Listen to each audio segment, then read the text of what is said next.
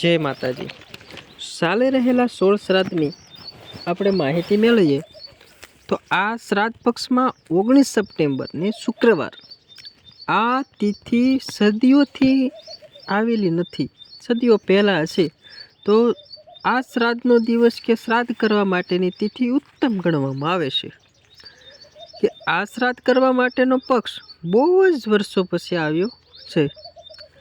આ દિવસે કરેલું શ્રાદ્ધ કે પિતૃઓને લગતા કોઈ પણ કાર્ય હોય તો એ અક્ષય શબ્દ કરતાં પણ વધુ ગણવામાં આવે છે અથવા તો તેના કરતાં બમણું ફળ આપણને મળે છે।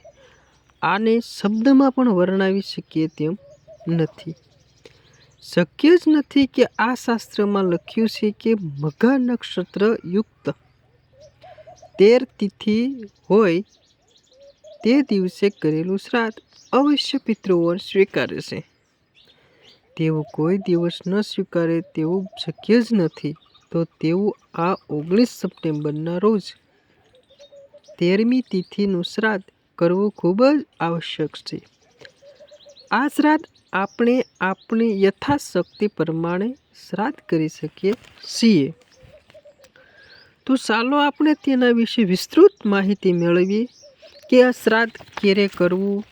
એ તો આપણે જાણ્યું કે 19 સપ્ટેમ્બરના રોજ આપણે આ શ્રાદ્ધ કરવું જોઈએ કે આ શ્રાદ્ધની અંદર શું શું કરવું, કેવી રીતે શ્રાદ્ધ કરવું, કેવી આપણી યથાશક્તિ પ્રમાણે આપણે કરી શકીએ કે ન કરી શકીએ।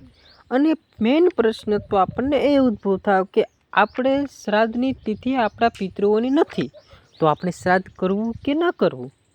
તો ચાલો તેની વિશે આપણે બધી જ વિસ્તૃત માહિતી મેળવીએ।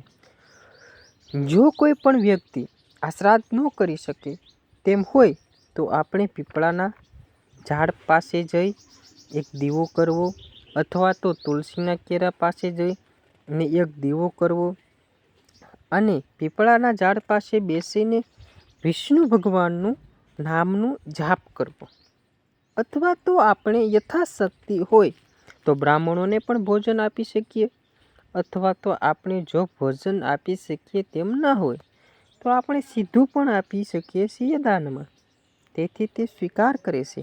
જેવી આપણી યથાશક્તિ પ્રમાણે આપણે દાવે પણ દાન કરી શકીએ છીએ। જો આપણી શક્તિ સીધું આપી શકીએ તેવી પણ ન હોય તો ગાયની રોટલી, કૂતરાઓની રોટલી અથવા તો પશુ પક્ષીઓને પણ દાન શાન આપી શકીએ છીએ અથવા તો આપણી આજુબાજુ સરોવર હોય, તળાવ હોય, નદી હોય કે જ્યાં ત્યાં પાણી ભરેલું હોય ત્યાં માછલીઓને પણ આપણે ભોજન અથવા જળ નાખી શકીએ છીએ અથવા ખવડાવી શકીએ છીએ। આ દિવસ દરમિયાન જો તમે નારાયણ બલિ કરાવો છો તો પણ તમને અનેક ગણું ફળ મળે છે। જો તમારા ઘરે ભૂત પ્રેતનું પણ સાયો હોય તો તે પણ દૂર થઈ જાય છે। આમ આપણા ઘરમાં નેગેટિવિટી પણ દૂર થઈ જાય છે। જો કે આપણા ઘરમાં કોઈ પણ જાતનું તમને એવું લાગતું પિતૃદોષ છે કે પિતૃઓ આપણાથી નારાજ છે તો આ દિવસે શ્રાદ્ધ કરવાથી તમારા બધા જ પિતૃઓ તમારી ઉપર ખુશ થાય છે અને રાજી થાય છે। આ શ્રાદ્ધ પક્ષ કેટલા સદીઓ પણ નથી આવ્યું। આ દિવસે તમે વિદ્વાનોને બોલાવી મહાકાય શ્રાદ્ધ પણ કરી શકો છો। તો આ મહાકાય શ્રાદ્ધની વિધિ 2 થી 2.5 કલાકની હોય છે અને તમે પણ અનુષ્ઠા કરાવી શકો છો।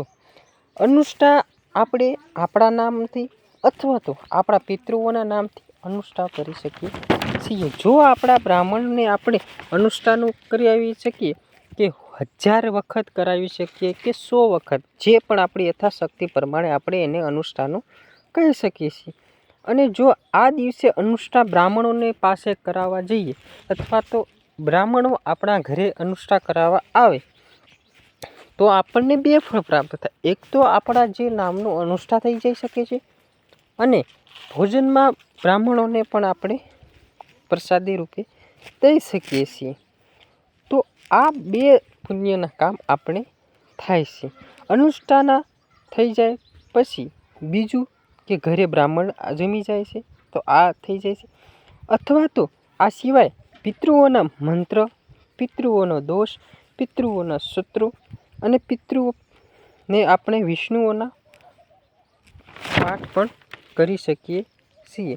તો આ આપણે કરવાથી આપણા પિતૃઓ આપણા ઉપર ખૂબ રાજી થઈ શકે છે અને આપણા ઉપર પુણ્ય પ્રાપ્ત થાય છે. અમારે પિતૃની તિથિ નથી, તો ઘણાને એવો પ્રશ્ન થાય કે અમારે પિતૃઓની તિથિ નથી તો અમે શું શ્રાદ્ધ કરી શકીએ? હા, અવશ્ય કરી શકો. આવતી તો અમે શું કરી શકીએ? તો અવશ્ય તમે પિતૃઓ શ્રાદ્ધ કરી શકો. તમે પણ આ કરી શકો અને તમે તમારા પિતૃઓને ખુશ કરવા આ જણાવ્યા મુજબ કોઈ પણ કાર્ય કરી શકો છો, વિધિ કરી શકો છો, મંત્રથી પણ આપણને જાપ કરી શકીએ છીએ અથવા તો વિષ્ણુ પાઠ પણ કરી શકીએ છીએ અને મહાકાય શ્રાદ્ધ પણ નાખી શકીએ છીએ. એવું ના હોય કે ભાઈ આપણે પિતૃની તિથિ નથી તો અમે ના કરી શકીએ. ના, 16 શ્રાદ્ધ તમે નાખી શકો છો તમારા પિતૃઓના. તમે તો તમારા પિતૃઓને પુણ્ય અથવા તમારી ઉપર કૃપા બની રહે તે માટે કાર્ય કરો છો. તો તિથિ હોય કે ના હોય પણ આ કાર્ય કરવું ખૂબ જ અગત્યનું છે. તો 19 સપ્ટેમ્બરે જે 13મું શ્રાદ્ધ નાખવાનું આવે તો તે તમે અવશ્ય નાખજો, જેથી તમારી ઘરમાં સુખ શાંતિ બની રહે, તમારા પિતૃઓની તમારી ઉપર કૃપા બની રહે.